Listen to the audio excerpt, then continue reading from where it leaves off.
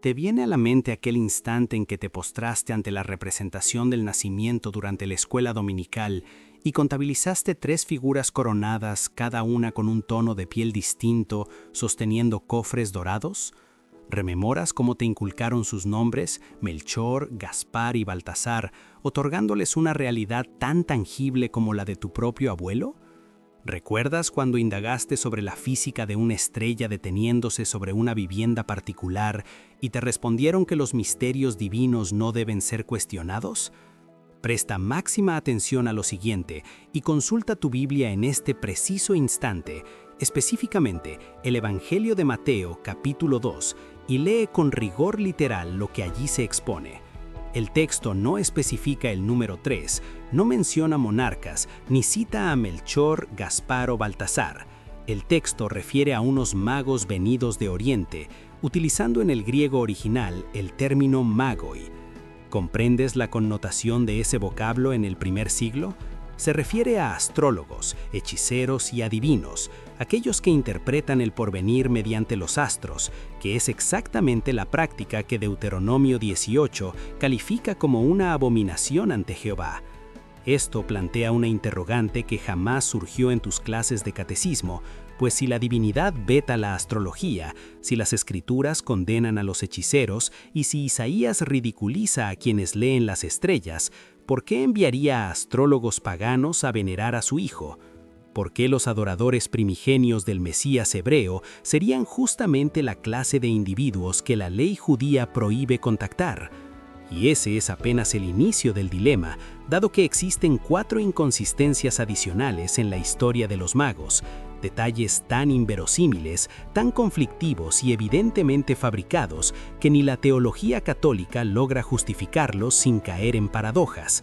Son falsedades tan patentes que la verdadera incógnita no es su veracidad, sino por qué nadie te informó de esto con anterioridad. En el año 1670, un filósofo judío llamado Baruch Spinoza difundió un análisis sobre el Evangelio de Mateo que la Iglesia Católica censuró de inmediato bajo amenaza de excomunión. Él no era ateo ni negaba a Dios, simplemente ejecutó el método más elemental al leer el texto tal cual está escrito, sin añadiduras interpretativas, y planteó la hipótesis de si eso sería factible en la actualidad. Su conclusión fue devastadora al afirmar que los magos nunca existieron, sino que fueron una invención del autor de Mateo, redactada décadas después de la supuesta visita, utilizando una profecía del Antiguo Testamento que, leída en contexto, carece de relación con el Mesías. Spinoza pagó un precio alto por expresar esto, pues 14 años antes, en 1656, había sido excomulgado de la comunidad judía de Ámsterdam con una maldición atroz, siendo borrado socialmente y muriendo en soledad con sus obras quemadas por Europa, aunque legó una evidencia que ninguna hoguera pudo consumir: las 5 contradicciones irresolubles del relato. Estas contradicciones están presentes en el texto, aguardando ser descubiertas, y una vez percibidas, es imposible ignorarlas al observar un pesebre. Esto no es para quienes requieren que el nacimiento permanezca inmaculado, ni para quienes prefieren la comodidad de no cuestionar los villancicos, sino para ti, que siempre intuiste que algo no encajaba al oír sobre una estrella estática, o te preguntaste por qué ningún historiador romano o judío menciona la masacre de niños que supuestamente conmocionó a Judea. Para ti, que notaste las discrepancias entre Mateo y Lucas y te ordenaron no dudar, voy a exponer las 5 contradicciones imposibles de resolver, que no son interpretaciones, sino hechos verificables en el texto bíblico que nadie te enseñó a ver. Y cuando comprendas el patrón, entenderás por qué la Iglesia defendió este relato con violencia durante siglos y qué perderían al admitir la invención de los magos. Antes de seguir, escribe en los comentarios tu ubicación, no por estadística, sino para mapear cuántos estamos dispuestos a observar el pesebre con una nueva mirada crítica y aplicar a los textos sagrados la misma lógica que usamos en la vida diaria. Ahora bien, la primera contradicción imposible nos lleva al invierno de 1670 en Ámsterdam, donde en una habitación fría e iluminada por velas, Baruch Spinoza redactaba las páginas más peligrosas de su vida, no por rebeldía o fama, sino porque descubrió que los textos venerados contenían errores tan obvios que solo alguien sin lectura crítica podría defenderlos. Spinoza, quien a sus 38 años ya lo había perdido todo y vivía de pulir lentes tras ser repudiado por su familia y comunidad, sabía que su publicación traería persecución, pero entendía que creer en la infalibilidad de esos textos era una cadena intelectual. Su método letal consistía en leer el texto bíblico tal cual está, preguntarse qué debería ser verdad en el mundo físico para que eso ocurriera y buscar evidencia de esa posibilidad. Al aplicar esto a los magos en Mateo, halló un patrón de invención sistemático que revelaba cómo el autor construyó la historia. El Evangelio de Mateo narra que al nacer Jesús en Belén, unos magos llegaron a Jerusalén preguntando por el rey de los judíos, lo que turbó a Herodes y a la ciudad. Luego consultaron a los sacerdotes sobre la profecía de Miqueas y Herodes envió a los magos a Belén, quienes siguieron la estrella hasta el niño, lo adoraron, le dieron regalos y regresaron por otro camino advertidos en sueños. Todo lo demás que conoces fue agregado siglos después y al examinar solo el texto aparecen grietas, comenzando con la pregunta de quiénes eran estos magos. La primera historia absurda que Spinoza expuso es que los magos eran astrólogos prohibidos, no reyes santos, pues la palabra griega magoi designaba a la casta sacerdotal persa especializada en divinación y lectura de estrellas, prácticas condenadas en Deuteronomio, Levítico e Isaías como enemigas de Dios. La contradicción brutal es que según Mateo, Dios eligió a hechiceros paganos como los primeros adoradores, ignorando a sacerdotes, fariseos y profetas, lo cual es inverosímil para una audiencia judía, pero tiene sentido como propaganda para gentiles que respetaban a los astrólogos, una narrativa que luego fue transformada por la tradición en 3 reyes con nombres y razas para ocultar el origen prohibido de los personajes.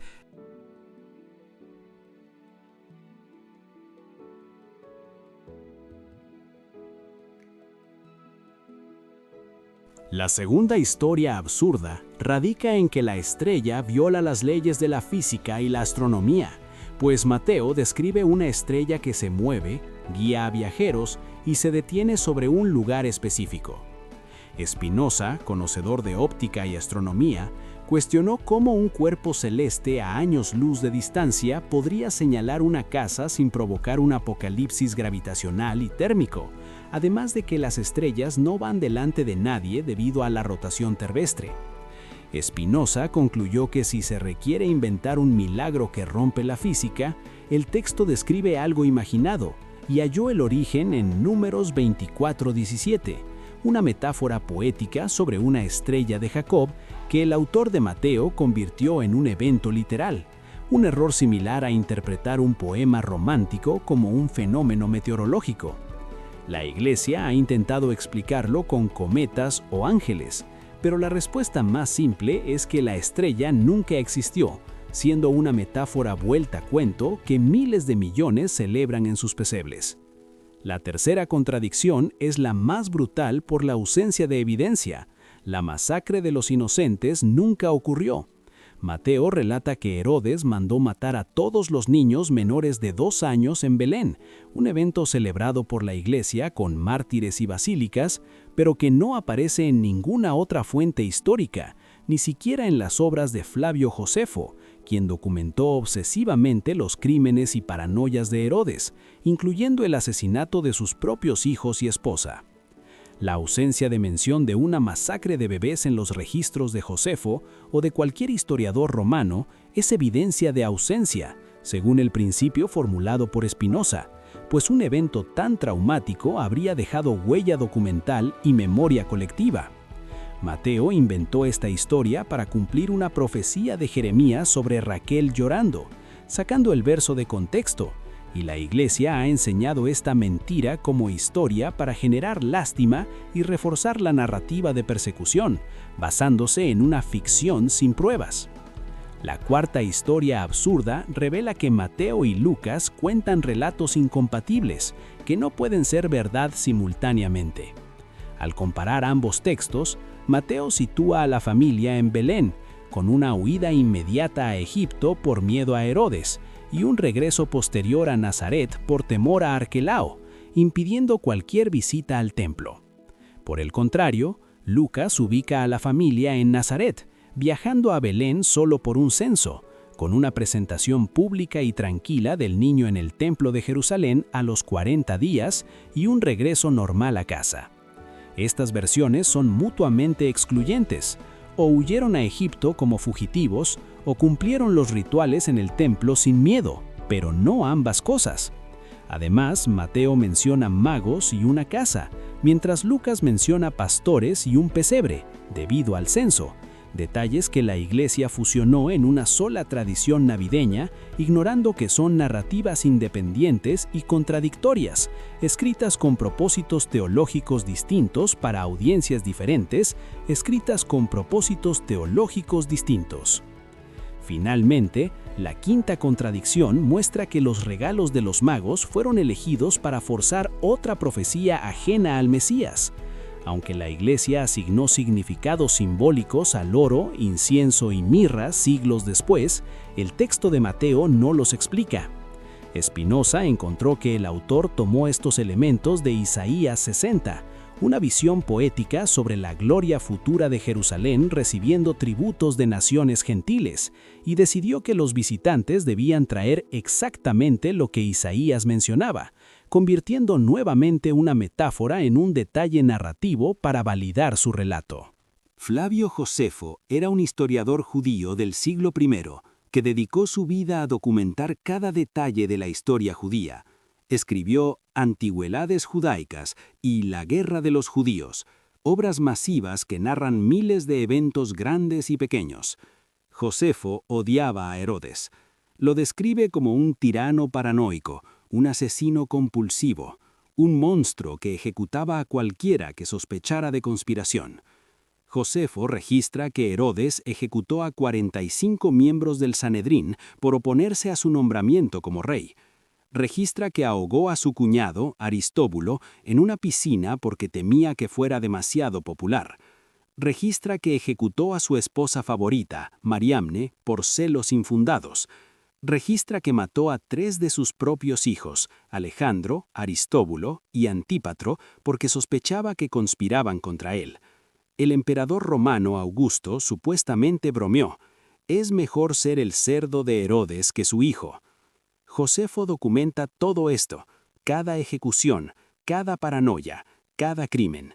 Dedica páginas y páginas a los horrores cometidos por Herodes en sus últimos años de vida, pero nunca, en ninguna parte de sus obras, menciona que Herodes ordenó matar a todos los niños menores de 2 años en Belén. ¿Cómo es posible? Si Herodes era tan brutal que mató a sus propios hijos, ¿por qué Josefo no mencionaría una masacre de bebés inocentes? Si este evento fue tan traumático que las madres lloraban según la profecía, ¿por qué ningún historiador judío lo registró? ¿Por qué ningún testimonio de supervivientes? ¿Por qué ninguna memoria colectiva?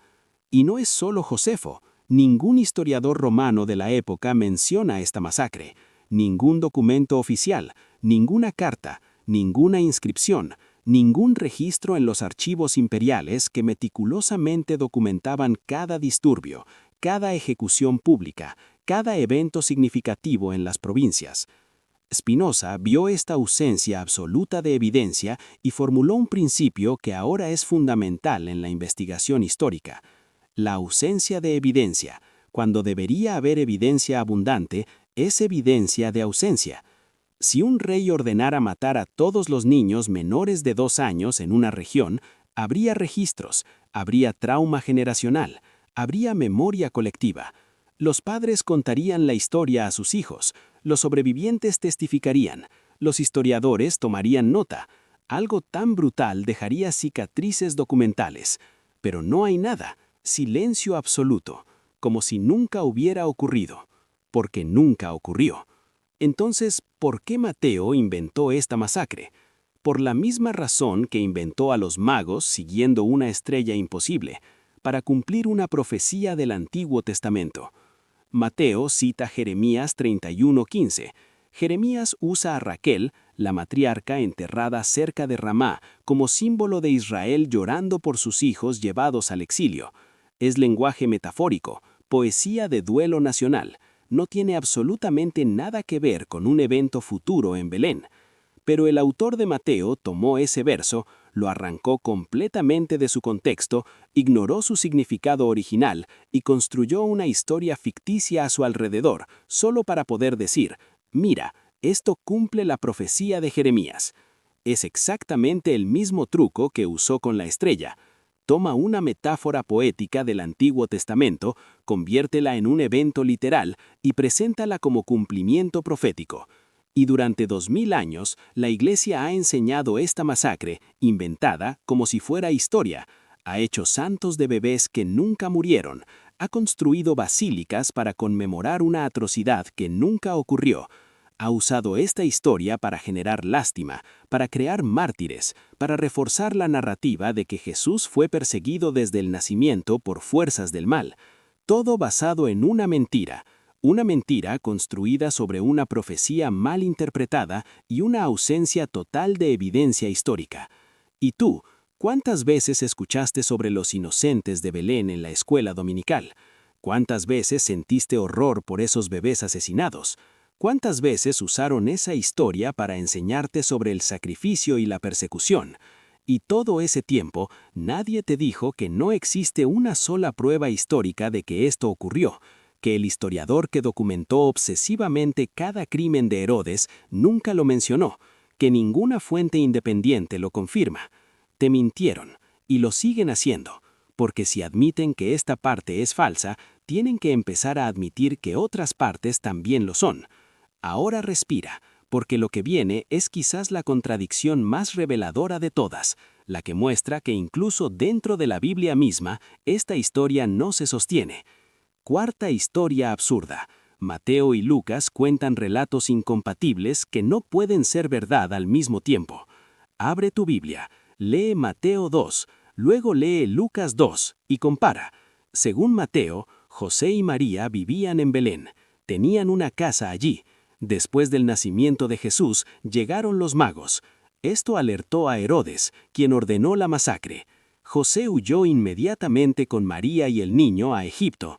Permanecieron en Egipto hasta que Herodes murió. Luego regresaron, pero no a Belén, sino a Nazaret, porque tenían miedo de Arquelao, el hijo de Herodes que gobernaba Judea. Según Lucas, José y María vivían en Nazaret. Fueron a Belén temporalmente, solo porque el emperador Augusto ordenó un censo y cada persona tenía que registrarse en su ciudad ancestral. Jesús nació en Belén durante este viaje temporal. A los 8 días lo circuncidaron. A los 40 días lo llevaron al templo de Jerusalén para cumplir con la ley de purificación. Presentaron al niño públicamente en el templo, donde el anciano Simeón y la profetisa Ana lo reconocieron como el Mesías. Después de cumplir con todos los rituales, regresaron tranquilamente a Nazaret, donde vivían normalmente. ¿Ves el problema? Según Mateo, José no pudo llevar al niño a Jerusalén porque Herodes estaba cazándolo para matarlo. Tuvo que huir inmediatamente a Egipto. No hubo presentación en el templo, no hubo circuncisión pública, solo huida y escondite. Según Lucas, José sí llevó al niño a Jerusalén a los 40 días, lo presentó públicamente en el templo, lo circuncidó según la ley y no pasó nada. No hubo magos, no hubo Herodes buscándolo, no hubo huida a Egipto, no hubo masacre, solo una familia judía cumpliendo con los rituales normales. Estas dos historias son mutuamente excluyentes. No pueden ser verdad al mismo tiempo. O José huyó a Egipto porque Herodes buscaba matar al niño, o José presentó al niño públicamente en el templo de Jerusalén sin ningún miedo. No ambas cosas. Y hay más contradicciones. Mateo dice que José y María tenían una casa en Belén y solo se mudaron a Nazaret después de regresar de Egipto porque tenían miedo de Arquelao. Lucas dice que José y María vivían en Nazaret desde siempre, solo fueron a Belén para el censo y regresaron a Nazaret después del nacimiento. Según Mateo, Jesús fue adorado por magos astrólogos que trajeron regalos costosos. Según Lucas, fue visitado por pastores pobres que no trajeron nada. Mateo nunca menciona pastores. Lucas nunca menciona magos. Mateo dice que la familia huyó a Egipto. Lucas nunca menciona Egipto. Lucas dice que hubo un censo ordenado por Augusto cuando Cirenio era gobernador de Siria. Mateo nunca menciona ningún censo. Son dos relatos completamente diferentes, escritos por autores que claramente no coordinaron sus historias, que no se conocían entre sí, que estaban escribiendo para audiencias diferentes, con propósitos diferentes. Spinoza lo vio con claridad cristalina. Estos no son dos testimonios que se complementan. Son dos tradiciones independientes, probablemente basadas en rumores o leyendas circulantes, que cada autor moldeó para servir a su agenda teológica. Mateo escribía para judíos. Necesitaba mostrar que Jesús cumplió profecías del Antiguo Testamento, entonces inventó conexiones. Los magos cumplen Isaías 60, la huida a Egipto cumple Oseas 11.1, la masacre cumple Jeremías 31.15, el regreso a Nazaret cumple alguna profecía no especificada. Lucas escribía para gentiles. Necesitaba mostrar que Jesús nació durante un evento históricamente verificable, que fue presentado legalmente en el templo, como cualquier judío piadoso, que fue reconocido por figuras respetables. Entonces creó una narrativa ordenada, legal, pública. Ninguno de los dos es historia. Ambos son teología disfrazada de biografía, propaganda disfrazada de testimonio. Y durante 2000 años, la Iglesia ha mezclado estas historias incompatibles en una sola narrativa coherente. Tomó los magos de Mateo, los pastores de Lucas, y los puso juntos en el mismo pesebre como si fueran el mismo evento. Ignoró que Mateo y Lucas se contradicen. Creó una tradición navideña que combina elementos de ambos evangelios mientras oculta que esos elementos son mutuamente excluyentes. Y tú, durante toda tu vida, viste representaciones navideñas con magos y pastores juntos adorando al niño.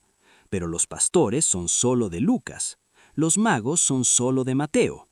Nunca estuvieron juntos. Nunca se mencionan en el mismo evangelio. Nunca fueron parte de la misma historia. La Iglesia los fusionó, porque necesitaba crear una narrativa coherente a partir de dos relatos incompatibles. Y funcionó. Funcionó tan bien que la mayoría de la gente ni siquiera sabe que Mateo y Lucas cuentan historias diferentes. Spinoza lo sabía, y por hacer esas comparaciones en voz alta, por mostrar las contradicciones que cualquiera puede verificar leyendo los textos lado a lado, lo persiguieron. Porque hacer esas preguntas era peligroso, porque una vez que la gente empieza a notar las contradicciones, empieza a hacer más preguntas. Y cuando hace más preguntas, el edificio completo empieza a tambalearse. Quinta historia absurda. Los regalos de los magos fueron elegidos para forzar otra profecía que no tiene nada que ver con el Mesías.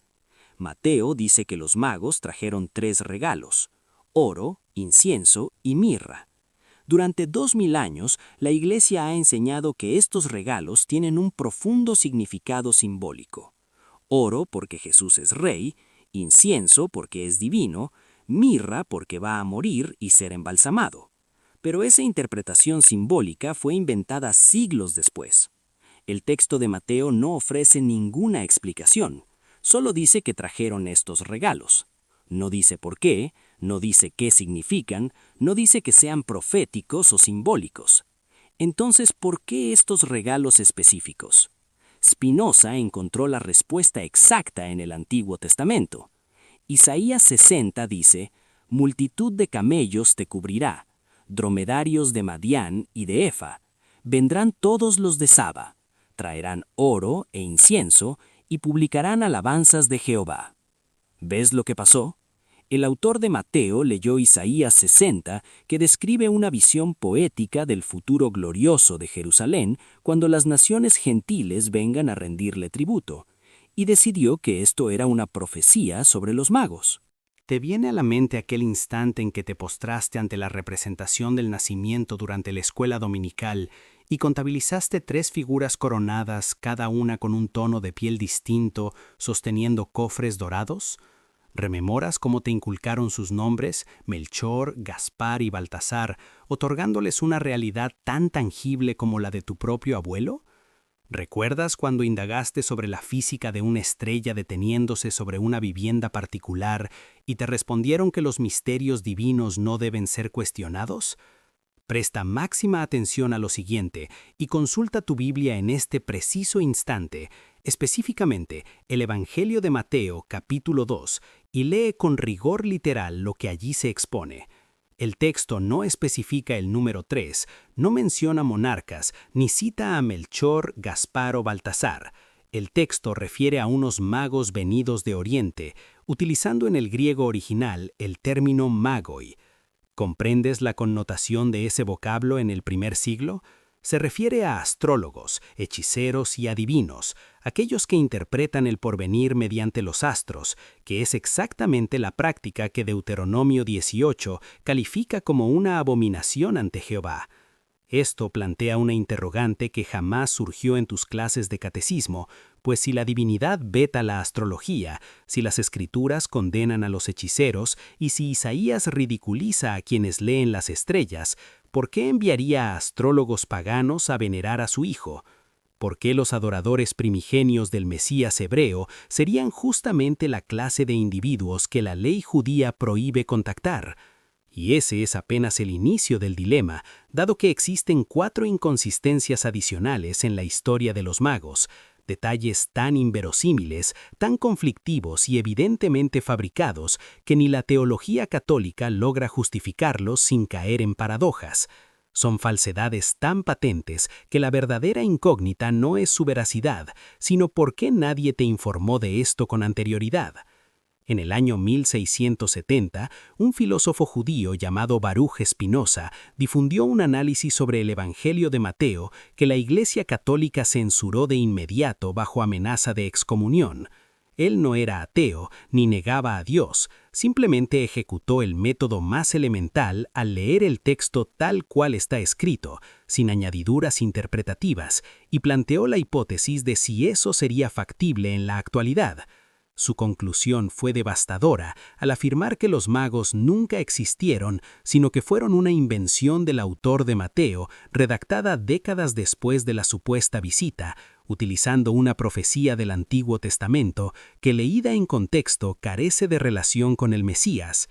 Spinoza pagó un precio alto por expresar esto, pues 14 años antes, en 1656, había sido excomulgado de la comunidad judía de Ámsterdam con una maldición atroz, siendo borrado socialmente y muriendo en soledad con sus obras quemadas por Europa, aunque legó una evidencia que ninguna hoguera pudo consumir: las 5 contradicciones irresolubles del relato.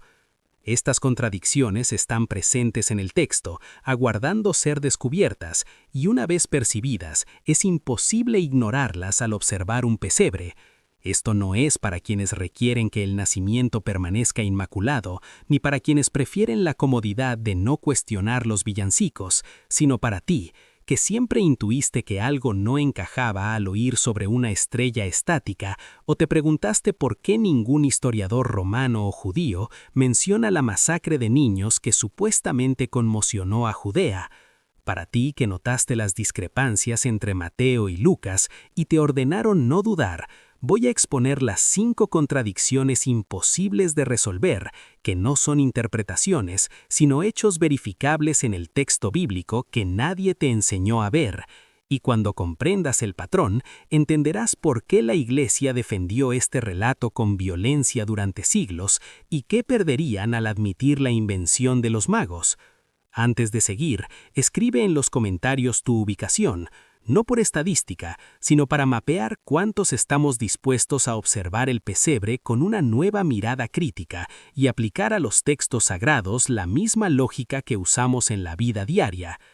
Ahora bien, la primera contradicción imposible nos lleva al invierno de 1670 en Ámsterdam, donde en una habitación fría e iluminada por velas, Baruch Spinoza redactaba las páginas más peligrosas de su vida, no por rebeldía o fama, sino porque descubrió que los textos venerados contenían errores tan obvios que solo alguien sin lectura crítica podría defenderlos.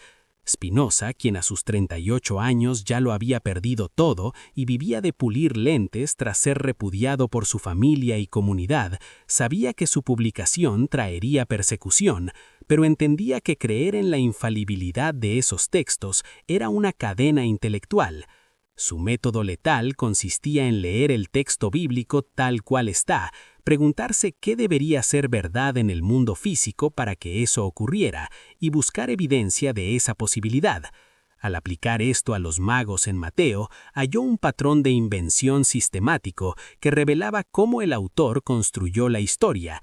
El Evangelio de Mateo narra que al nacer Jesús en Belén, unos magos llegaron a Jerusalén preguntando por el rey de los judíos, lo que turbó a Herodes y a la ciudad. Luego consultaron a los sacerdotes sobre la profecía de Miqueas, y Herodes envió a los magos a Belén, quienes siguieron la estrella hasta el niño, lo adoraron, le dieron regalos y regresaron por otro camino advertidos en sueños. Todo lo demás que conoces fue agregado siglos después, y al examinar solo el texto aparecen grietas, comenzando con la pregunta de quiénes eran estos magos. La primera historia absurda que Spinoza expuso es que los magos eran astrólogos prohibidos, no reyes santos, pues la palabra griega magoi designaba a la casta sacerdotal persa especializada en divinación y lectura de estrellas, prácticas condenadas en Deuteronomio, Levítico e Isaías como enemigas de Dios. La contradicción brutal es que según Mateo, Dios eligió a hechiceros paganos como los primeros adoradores, ignorando a sacerdotes, fariseos y profetas, lo cual es inverosímil para una audiencia judía, pero tiene sentido como propaganda para gentiles que respetaban a los astrólogos, una narrativa que luego fue transformada por la tradición en 3 reyes con nombres y razas para ocultar el origen prohibido de los personajes.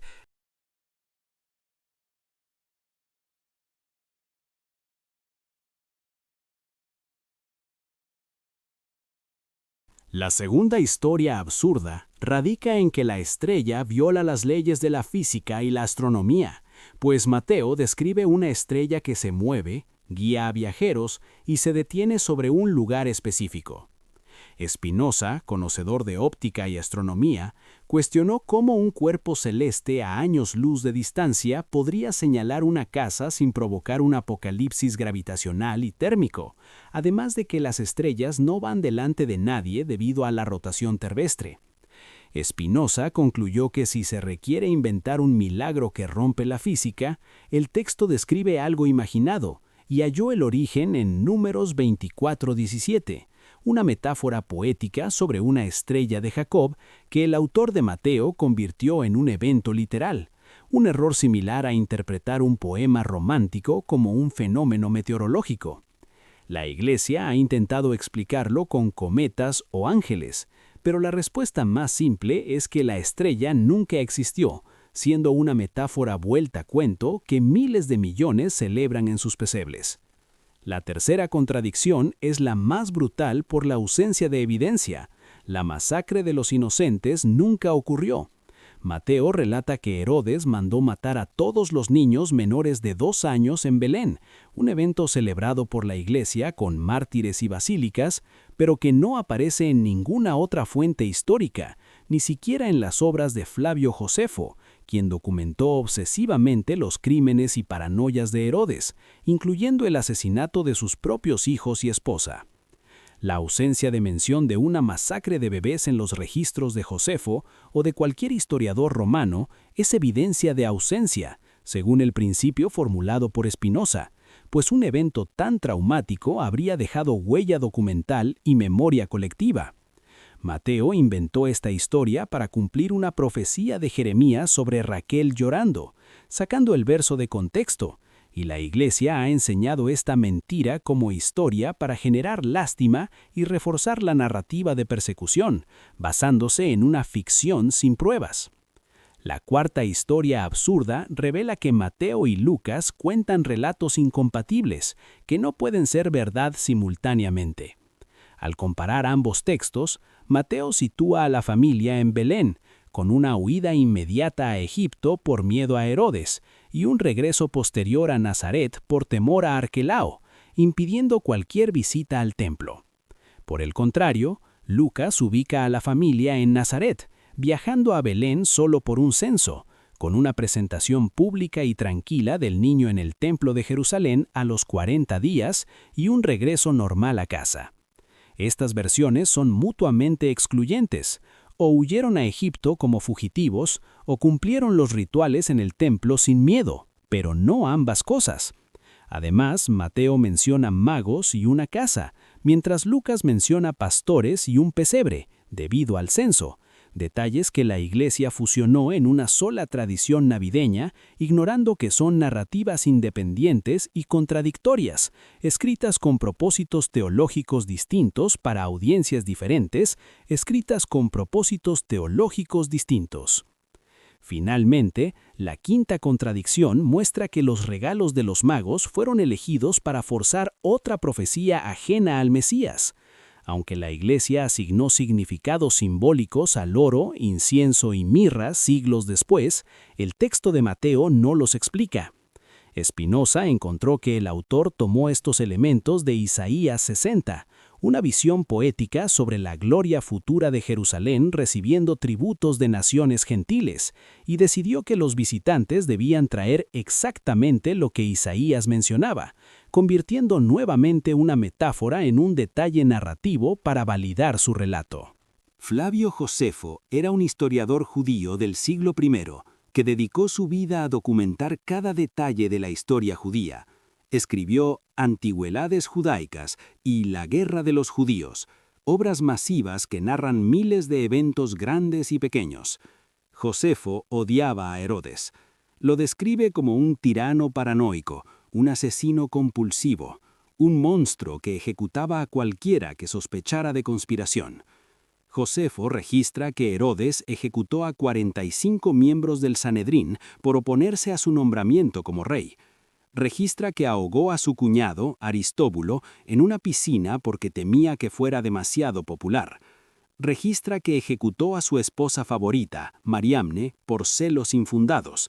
Registra que mató a 3 de sus propios hijos, Alejandro, Aristóbulo y Antípatro, porque sospechaba que conspiraban contra él. El emperador romano Augusto supuestamente bromeó: «Es mejor ser el cerdo de Herodes que su hijo». Josefo documenta todo esto, cada ejecución, cada paranoia, cada crimen. Dedica páginas y páginas a los horrores cometidos por Herodes en sus últimos años de vida, pero nunca, en ninguna parte de sus obras, menciona que Herodes ordenó matar a todos los niños menores de 2 años en Belén. ¿Cómo es posible? Si Herodes era tan brutal que mató a sus propios hijos, ¿por qué Josefo no mencionaría una masacre de bebés inocentes? Si este evento fue tan traumático que las madres lloraban según la profecía, ¿por qué ningún historiador judío lo registró? ¿Por qué ningún testimonio de supervivientes? ¿Por qué ninguna memoria colectiva? Y no es solo Josefo, ningún historiador romano de la época menciona esta masacre, ningún documento oficial, ninguna carta, ninguna inscripción, ningún registro en los archivos imperiales que meticulosamente documentaban cada disturbio, cada ejecución pública, cada evento significativo en las provincias. Spinoza vio esta ausencia absoluta de evidencia y formuló un principio que ahora es fundamental en la investigación histórica: la ausencia de evidencia. Cuando debería haber evidencia abundante, es evidencia de ausencia. Si un rey ordenara matar a todos los niños menores de 2 años en una región, habría registros, habría trauma generacional, habría memoria colectiva. Los padres contarían la historia a sus hijos, los sobrevivientes testificarían, Los historiadores tomarían nota. Algo tan brutal dejaría cicatrices documentales. Pero no hay nada, silencio absoluto, como si nunca hubiera ocurrido, porque nunca ocurrió. Entonces, ¿por qué Mateo inventó esta masacre? Por la misma razón que inventó a los magos siguiendo una estrella imposible, para cumplir una profecía del Antiguo Testamento. Mateo cita Jeremías 31:15. Jeremías usa a Raquel, la matriarca enterrada cerca de Ramá, como símbolo de Israel llorando por sus hijos llevados al exilio. Es lenguaje metafórico, poesía de duelo nacional. No tiene absolutamente nada que ver con un evento futuro en Belén. Pero el autor de Mateo tomó ese verso, lo arrancó completamente de su contexto, ignoró su significado original y construyó una historia ficticia a su alrededor, solo para poder decir, mira, esto cumple la profecía de Jeremías. Es exactamente el mismo truco que usó con la estrella. Toma una metáfora poética del Antiguo Testamento, conviértela en un evento literal y preséntala como cumplimiento profético. Y durante 2000 años, la Iglesia ha enseñado esta masacre, inventada como si fuera historia, ha hecho santos de bebés que nunca murieron, ha construido basílicas para conmemorar una atrocidad que nunca ocurrió, ha usado esta historia para generar lástima, para crear mártires, para reforzar la narrativa de que Jesús fue perseguido desde el nacimiento por fuerzas del mal, todo basado en una mentira construida sobre una profecía mal interpretada y una ausencia total de evidencia histórica. ¿Y tú, cuántas veces escuchaste sobre los inocentes de Belén en la escuela dominical? ¿Cuántas veces sentiste horror por esos bebés asesinados? ¿Cuántas veces usaron esa historia para enseñarte sobre el sacrificio y la persecución? Y todo ese tiempo, nadie te dijo que no existe una sola prueba histórica de que esto ocurrió, que el historiador que documentó obsesivamente cada crimen de Herodes nunca lo mencionó, que ninguna fuente independiente lo confirma. Te mintieron, y lo siguen haciendo, porque si admiten que esta parte es falsa, tienen que empezar a admitir que otras partes también lo son. Ahora respira, porque lo que viene es quizás la contradicción más reveladora de todas, la que muestra que incluso dentro de la Biblia misma, esta historia no se sostiene. Cuarta historia absurda. Mateo y Lucas cuentan relatos incompatibles que no pueden ser verdad al mismo tiempo. Abre tu Biblia, lee Mateo 2, luego lee Lucas 2 y compara. Según Mateo, José y María vivían en Belén, tenían una casa allí. Después del nacimiento de Jesús, llegaron los magos. Esto alertó a Herodes, quien ordenó la masacre. José huyó inmediatamente con María y el niño a Egipto. Permanecieron en Egipto hasta que Herodes murió. Luego regresaron, pero no a Belén, sino a Nazaret, porque tenían miedo de Arquelao, el hijo de Herodes que gobernaba Judea. Según Lucas, José y María vivían en Nazaret. Fueron a Belén temporalmente, solo porque el emperador Augusto ordenó un censo y cada persona tenía que registrarse en su ciudad ancestral. Jesús nació en Belén durante este viaje temporal. A los 8 días lo circuncidaron. A los 40 días lo llevaron al templo de Jerusalén para cumplir con la ley de purificación. Presentaron al niño públicamente en el templo, donde el anciano Simeón y la profetisa Ana lo reconocieron como el Mesías. Después de cumplir con todos los rituales, regresaron tranquilamente a Nazaret, donde vivían normalmente. ¿Ves el problema? Según Mateo, José no pudo llevar al niño a Jerusalén porque Herodes estaba cazándolo para matarlo. Tuvo que huir inmediatamente a Egipto. No hubo presentación en el templo, no hubo circuncisión pública, solo huida y escondite. Según Lucas, José sí llevó al niño a Jerusalén a los 40 días, lo presentó públicamente en el templo, lo circuncidó según la ley y no pasó nada. No hubo magos, no hubo Herodes buscándolo, no hubo huida a Egipto, no hubo masacre, solo una familia judía cumpliendo con los rituales normales. Estas dos historias son mutuamente excluyentes. No pueden ser verdad al mismo tiempo. O José huyó a Egipto porque Herodes buscaba matar al niño, O José presentó al niño públicamente en el templo de Jerusalén sin ningún miedo. No ambas cosas. Y hay más contradicciones. Mateo dice que José y María tenían una casa en Belén y solo se mudaron a Nazaret después de regresar de Egipto porque tenían miedo de Arquelao. Lucas dice que José y María vivían en Nazaret desde siempre, solo fueron a Belén para el censo y regresaron a Nazaret después del nacimiento. Según Mateo, Jesús fue adorado por magos astrólogos que trajeron regalos costosos. Según Lucas, fue visitado por pastores pobres que no trajeron nada. Mateo nunca menciona pastores. Lucas nunca menciona magos. Mateo dice que la familia huyó a Egipto. Lucas nunca menciona Egipto. Lucas dice que hubo un censo ordenado por Augusto cuando Cirenio era gobernador de Siria. Mateo nunca menciona ningún censo. Son dos relatos completamente diferentes, escritos por autores que claramente no coordinaron sus historias, que no se conocían entre sí, que estaban escribiendo para audiencias diferentes, con propósitos diferentes. Spinoza lo vio con claridad cristalina. Estos no son dos testimonios que se complementan. Son dos tradiciones independientes, probablemente basadas en rumores o leyendas circulantes, que cada autor moldeó para servir a su agenda teológica. Mateo escribía para judíos. Necesitaba mostrar que Jesús cumplió profecías del Antiguo Testamento, entonces inventó conexiones. Los magos cumplen Isaías 60, la huida a Egipto cumple Oseas 11.1, la masacre cumple Jeremías 31.15, el regreso a Nazaret cumple alguna profecía no especificada. Lucas escribía para gentiles. Necesitaba mostrar que Jesús nació durante un evento históricamente verificable, que fue presentado legalmente en el templo, como cualquier judío piadoso, que fue reconocido por figuras respetables. Entonces creó una narrativa ordenada, legal, pública.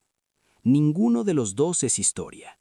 Ambos son teología disfrazada de biografía, propaganda disfrazada de testimonio.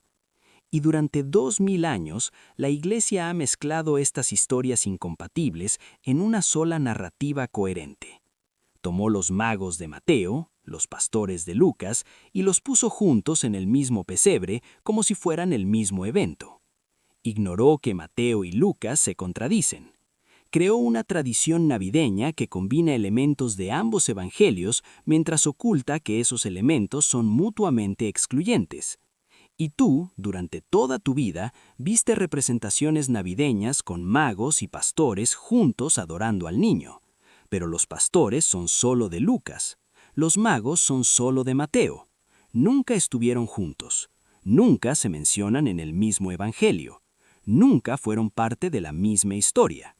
La Iglesia los fusionó, porque necesitaba crear una narrativa coherente a partir de dos relatos incompatibles. Y funcionó. Funcionó tan bien que la mayoría de la gente ni siquiera sabe que Mateo y Lucas cuentan historias diferentes. Spinoza lo sabía, y por hacer esas comparaciones en voz alta, por mostrar las contradicciones que cualquiera puede verificar leyendo los textos lado a lado, lo persiguieron. Porque hacer esas preguntas era peligroso, porque una vez que la gente empieza a notar las contradicciones, empieza a hacer más preguntas. Y cuando hace más preguntas, el edificio completo empieza a tambalearse. Quinta historia absurda. Los regalos de los magos fueron elegidos para forzar otra profecía que no tiene nada que ver con el Mesías. Mateo dice que los magos trajeron 3 regalos: oro, incienso y mirra. Durante 2000 años, la Iglesia ha enseñado que estos regalos tienen un profundo significado simbólico. Oro porque Jesús es rey, incienso porque es divino, mirra porque va a morir y ser embalsamado. Pero esa interpretación simbólica fue inventada siglos después. El texto de Mateo no ofrece ninguna explicación, solo dice que trajeron estos regalos. No dice por qué, no dice qué significan, no dice que sean proféticos o simbólicos. Entonces, ¿por qué estos regalos específicos? Spinoza encontró la respuesta exacta en el Antiguo Testamento. Isaías 60 dice: multitud de camellos te cubrirá, dromedarios de Madián y de Efa. Vendrán todos los de Saba, traerán oro e incienso y publicarán alabanzas de Jehová. ¿Ves lo que pasó? El autor de Mateo leyó Isaías 60, que describe una visión poética del futuro glorioso de Jerusalén cuando las naciones gentiles vengan a rendirle tributo, y decidió que esto era una profecía sobre los magos. ¿Te viene a la mente aquel instante en que te postraste ante la representación del nacimiento durante la escuela dominical y contabilizaste 3 figuras coronadas, cada una con un tono de piel distinto, sosteniendo cofres dorados? ¿Rememoras cómo te inculcaron sus nombres, Melchor, Gaspar y Baltasar, otorgándoles una realidad tan tangible como la de tu propio abuelo? ¿Recuerdas cuando indagaste sobre la física de una estrella deteniéndose sobre una vivienda particular y te respondieron que los misterios divinos no deben ser cuestionados? Presta máxima atención a lo siguiente y consulta tu Biblia en este preciso instante, específicamente el Evangelio de Mateo, capítulo 2, y lee con rigor literal lo que allí se expone. El texto no especifica el número 3, no menciona monarcas, ni cita a Melchor, Gaspar o Baltasar. El texto refiere a unos magos venidos de Oriente, utilizando en el griego original el término magoi. ¿Comprendes la connotación de ese vocablo en el primer siglo? Se refiere a astrólogos, hechiceros y adivinos, aquellos que interpretan el porvenir mediante los astros, que es exactamente la práctica que Deuteronomio 18 califica como una abominación ante Jehová. Esto plantea una interrogante que jamás surgió en tus clases de catecismo, pues si la divinidad veta la astrología, si las escrituras condenan a los hechiceros y si Isaías ridiculiza a quienes leen las estrellas, ¿por qué enviaría a astrólogos paganos a venerar a su hijo? ¿Por qué los adoradores primigenios del Mesías hebreo serían justamente la clase de individuos que la ley judía prohíbe contactar? Y ese es apenas el inicio del dilema, dado que existen 4 inconsistencias adicionales en la historia de los magos, detalles tan inverosímiles, tan conflictivos y evidentemente fabricados que ni la teología católica logra justificarlos sin caer en paradojas. Son falsedades tan patentes que la verdadera incógnita no es su veracidad, sino por qué nadie te informó de esto con anterioridad. En el año 1670, un filósofo judío llamado Baruch Spinoza difundió un análisis sobre el Evangelio de Mateo que la Iglesia Católica censuró de inmediato bajo amenaza de excomunión. Él no era ateo ni negaba a Dios, simplemente ejecutó el método más elemental al leer el texto tal cual está escrito, sin añadiduras interpretativas, y planteó la hipótesis de si eso sería factible en la actualidad. Su conclusión fue devastadora al afirmar que los magos nunca existieron, sino que fueron una invención del autor de Mateo, redactada décadas después de la supuesta visita, utilizando una profecía del Antiguo Testamento que, leída en contexto, carece de relación con el Mesías. Spinoza pagó un precio alto por expresar esto, pues 14 años antes, en 1656, había sido excomulgado de la comunidad judía de Ámsterdam con una maldición atroz, siendo borrado socialmente y muriendo en soledad con sus obras quemadas por Europa, aunque legó una evidencia que ninguna hoguera pudo consumir: las 5 contradicciones irresolubles del relato. Estas contradicciones están presentes en el texto, aguardando ser descubiertas, y una vez percibidas, es imposible ignorarlas al observar un pesebre. Esto no es para quienes requieren que el nacimiento permanezca inmaculado, ni para quienes prefieren la comodidad de no cuestionar los villancicos, sino para ti, que siempre intuiste que algo no encajaba al oír sobre una estrella estática, o te preguntaste por qué ningún historiador romano o judío menciona la masacre de niños que supuestamente conmocionó a Judea. Para ti que notaste las discrepancias entre Mateo y Lucas y te ordenaron no dudar, voy a exponer las 5 contradicciones imposibles de resolver, que no son interpretaciones, sino hechos verificables en el texto bíblico que nadie te enseñó a ver. Y cuando comprendas el patrón, entenderás por qué la Iglesia defendió este relato con violencia durante siglos y qué perderían al admitir la invención de los magos. Antes de seguir, escribe en los comentarios tu ubicación, no por estadística, sino para mapear cuántos estamos dispuestos a observar el pesebre con una nueva mirada crítica y aplicar a los textos sagrados la misma lógica que usamos en la vida diaria. Ahora bien, la primera contradicción imposible nos lleva al invierno de 1670 en Ámsterdam, donde en una habitación fría e iluminada por velas, Baruch Spinoza redactaba las páginas más peligrosas de su vida, no por rebeldía o fama, sino porque descubrió que los textos venerados contenían errores tan obvios que solo alguien sin lectura crítica podría defenderlos. Spinoza, quien a sus 38 años ya lo había perdido todo y vivía de pulir lentes tras ser repudiado por su familia y comunidad, sabía que su publicación traería persecución, pero entendía que creer en la infalibilidad de esos textos era una cadena intelectual. Su método letal consistía en leer el texto bíblico tal cual está, preguntarse qué debería ser verdad en el mundo físico para que eso ocurriera y buscar evidencia de esa posibilidad. Al aplicar esto a los magos en Mateo, halló un patrón de invención sistemático que revelaba cómo el autor construyó la historia. El Evangelio de Mateo narra que al nacer Jesús en Belén, unos magos llegaron a Jerusalén preguntando por el rey de los judíos, lo que turbó a Herodes y a la ciudad. Luego consultaron a los sacerdotes sobre la profecía de Miqueas, y Herodes envió a los magos a Belén, quienes siguieron la estrella hasta el niño, lo adoraron, le dieron regalos y regresaron por otro camino advertidos en sueños. Todo lo demás que conoces fue agregado siglos después, y al examinar solo el texto aparecen grietas, comenzando con la pregunta de quiénes eran estos magos. La primera historia absurda que Spinoza expuso es que los magos eran astrólogos prohibidos, no reyes santos, pues la palabra griega magoi designaba a la casta sacerdotal persa especializada en divinación y lectura de estrellas, prácticas condenadas en Deuteronomio, Levítico e Isaías como enemigas de Dios. La contradicción brutal es que según Mateo, Dios eligió a hechiceros paganos como los primeros adoradores, ignorando a sacerdotes, fariseos y profetas, lo cual es inverosímil para una audiencia judía, pero tiene sentido como propaganda para gentiles que respetaban a los astrólogos, una narrativa que luego fue transformada por la tradición en 3 reyes con nombres y razas para ocultar el origen prohibido de los personajes.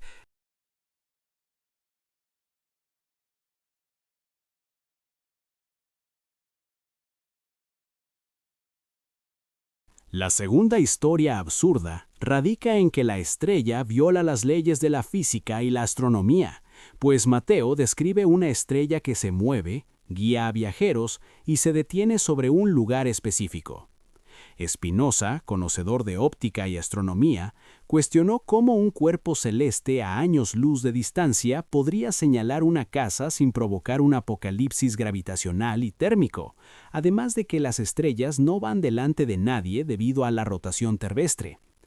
Spinoza concluyó que si se requiere inventar un milagro que rompe la física, el texto describe algo imaginado, y halló el origen en Números 24:17, una metáfora poética sobre una estrella de Jacob que el autor de Mateo convirtió en un evento literal, un error similar a interpretar un poema romántico como un fenómeno meteorológico.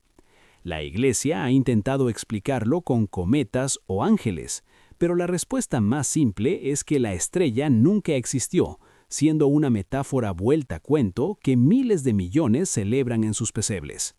La tercera contradicción es la más brutal por la ausencia de evidencia. La masacre de los inocentes nunca ocurrió. Mateo relata que Herodes mandó matar a todos los niños menores de 2 años en Belén, un evento celebrado por la Iglesia con mártires y basílicas, pero que no aparece en ninguna otra fuente histórica, ni siquiera en las obras de Flavio Josefo, quien documentó obsesivamente los crímenes y paranoias de Herodes, incluyendo el asesinato de sus propios hijos y esposa. La ausencia de mención de una masacre de bebés en los registros de Josefo o de cualquier historiador romano es evidencia de ausencia, según el principio formulado por Spinoza, pues un evento tan traumático habría dejado huella documental y memoria colectiva. Mateo inventó esta historia para cumplir una profecía de Jeremías sobre Raquel llorando, sacando el verso de contexto, y la Iglesia ha enseñado esta mentira como historia para generar lástima y reforzar la narrativa de persecución, basándose en una ficción sin pruebas. La cuarta historia absurda revela que Mateo y Lucas cuentan relatos incompatibles, que no pueden ser verdad simultáneamente. Al comparar ambos textos, Mateo sitúa a la familia en Belén, con una huida inmediata a Egipto por miedo a Herodes, y un regreso posterior a Nazaret por temor a Arquelao, impidiendo cualquier visita al templo. Por el contrario, Lucas ubica a la familia en Nazaret, viajando a Belén solo por un censo, con una presentación pública y tranquila del niño en el templo de Jerusalén a los 40 días y un regreso normal a casa. Estas versiones son mutuamente excluyentes, o huyeron a Egipto como fugitivos, o cumplieron los rituales en el templo sin miedo, pero no ambas cosas. Además, Mateo menciona magos y una casa, mientras Lucas menciona pastores y un pesebre, debido al censo, detalles que la Iglesia fusionó en una sola tradición navideña, ignorando que son narrativas independientes y contradictorias, escritas con propósitos teológicos distintos para audiencias diferentes, Finalmente, la quinta contradicción muestra que los